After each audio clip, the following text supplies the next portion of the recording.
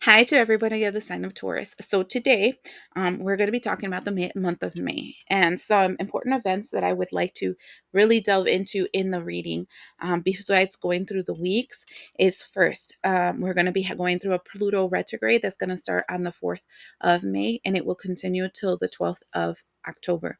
The importance of this day is the fact that we are going to be going through life lessons. I usually call Pluto the parent with the sandal or the parent with the belt, where they're coming to whip you into shape. They're coming to move you forward, and they're not going to allow you to stay put in the same energy that you've been put in for as long as you have. So we're going to be addressing that. The second thing we're going to be talking about is the full moon on the 12th of May. That is going to be on the sign of Scorpio. Sign of Scorpio usually talks about the occult, usually talks about the metaphysical, usually talks about other people's money, inheritance, things that have to do with the economy, yada, yada, yada.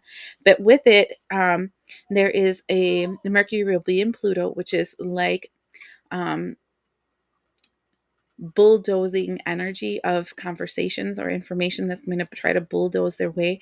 And we have the square of Pluto in Aquarius. And the way it's trying to bulldoze is through the way of the past. And this energy feels very restrictive, feels very, I want to say negative in a way, because it is, and it's to create problems. Okay. And so for me personally, I think that if people do rituals during moon phases, this moon would not be a ritual that I would actively do anything for manifestation. I would do things more for protection because they can be actively used for negative intent towards you. Okay. And then we have the new moon on the 26th, which is in Gemini. And this has Mercury in Gemini.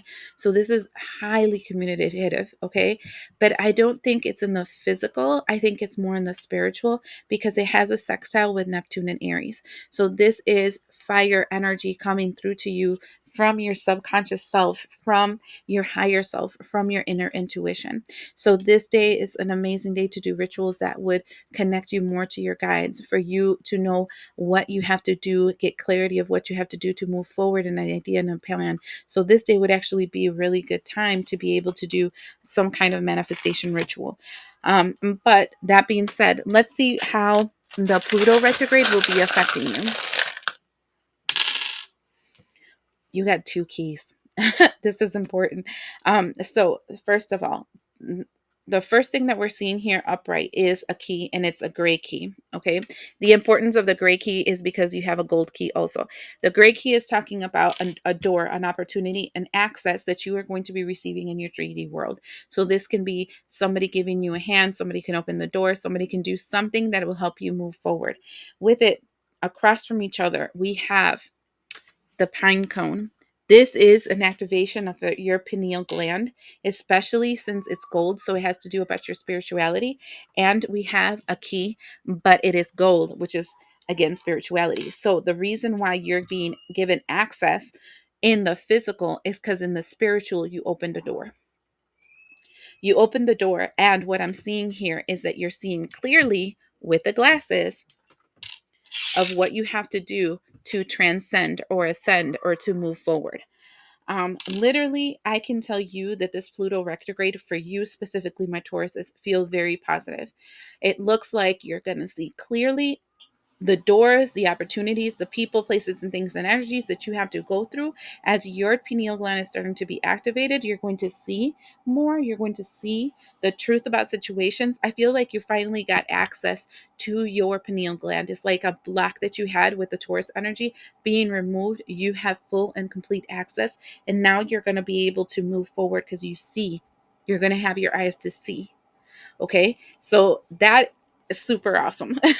um, so that's what I see for the Pluto retrograde. Now I'm going to see what is going to happen for the full moon, where I told you it's in the sign of Scorpio and it's just very chaotic. Okay, so I have two cards, and this is why I'm telling you I do not like this energy. Okay, so we have the Magician card, okay, with the Ace of Coins. This literally, if you want me just to take it in very literal aspects, both of them are ones, mind you. So this is number 11, but this feels like somebody paying somebody to do some kind of ritual against you. I know that sounds crazy. That's something like that. Or somebody investing in negatively influencing your life. Because I done told you this energy feels like attack magic. Um, so, but if we're not looking at it in the magical standpoint, right? I'm feeling like some in this energy of this moon, it feels like someone, because it's someone, is investing time, money, um, what mental space on creating a block for you.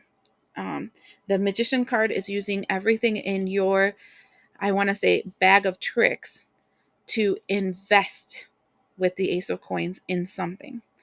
Um, I really don't like the energy. And because I told you it is attack energy. And not only that, but it's a square in Pluto in Aquarius. So this is the old attack, like the old world trying to stop something or do something to actively stop you. So it can manifest simply like a person that has very outdated belief systems trying to cause problems with you. Now, let's see the new moon.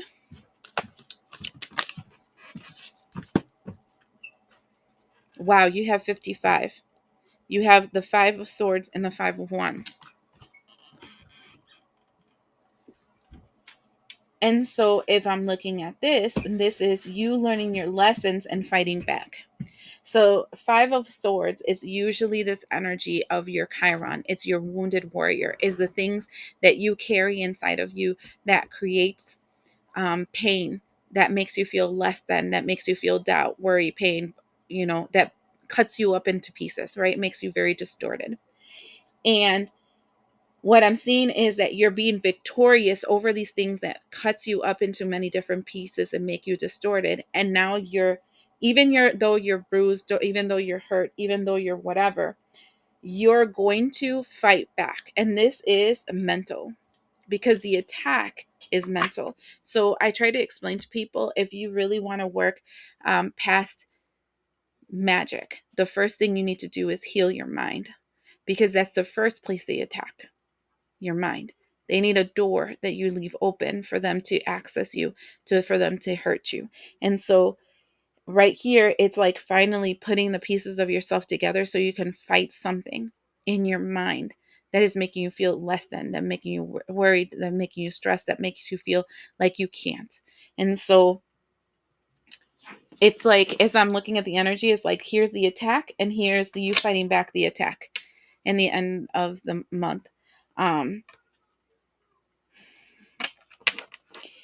If you want me to take it in I can't. I can't. I was like, if you want me to take it in a positive aspect, I'm like, nope, you can't, because it's not true. It's not positive. You have to learn, Taurus, how to, what is that they say in sports? The best offense is the best defense, or whatever. You have to learn how to be defensive. Even when you're driving, you should be a really good defensive driver, because you can avoid accidents by having a strong guard around you. That's the same when it comes to the spiritual, right? And so I feel like I'm telling you that you should learn how to protect your energy very strongly. And I think that what you're given is access on how to protect your energy.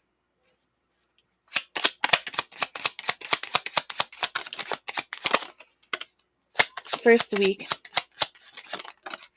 is interesting. So the first week we have the moon, and I feel like this is the preparation for this full moon, right? And then we have the Page of Swords in reverse, and we have the Fool card. Literally, somebody is being a fool because they're being unwise during this moon.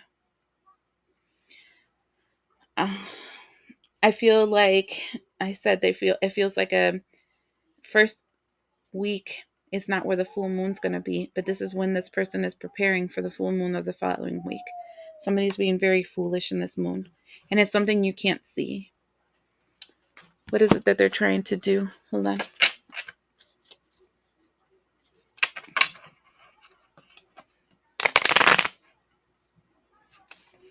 That's weird because look at this. I have to show you this.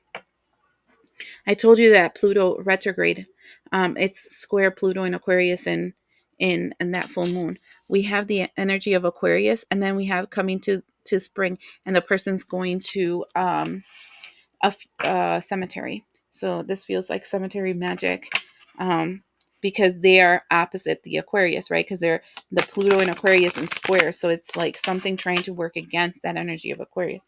But let me see what what this person's trying to do. Hmm. Then we have garlic. It is unwise to walk beyond the boundaries you have yet to expand on. Protection among all else.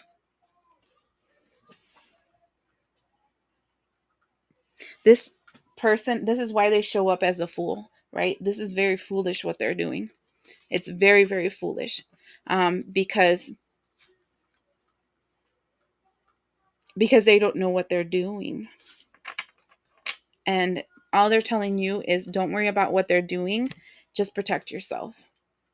That's why the garlic. Second week.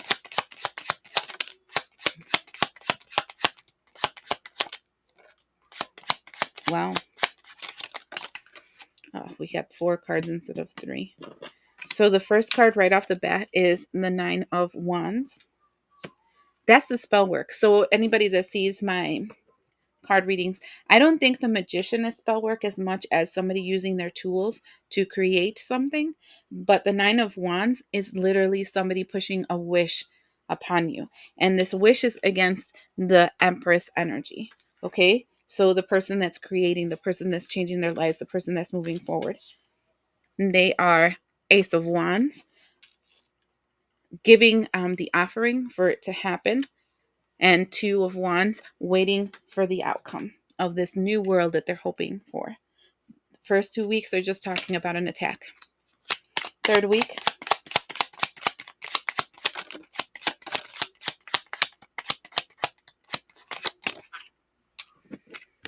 the High Priestess,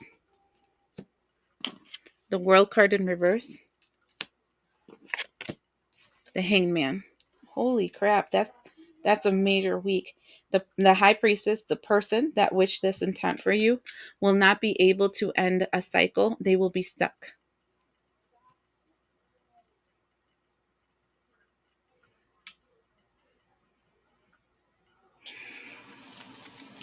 So dumb. Fourth week,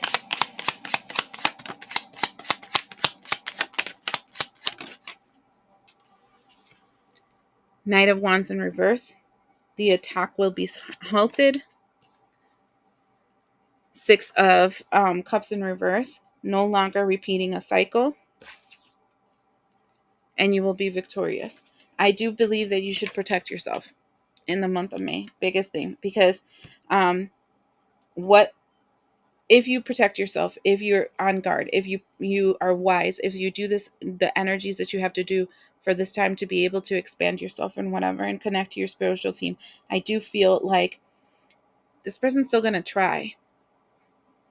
They must see worth and value in you in such a way that they perceive that they can potentially have what you have. And that's the problem, because they don't want to work for it. They want just to take it from you.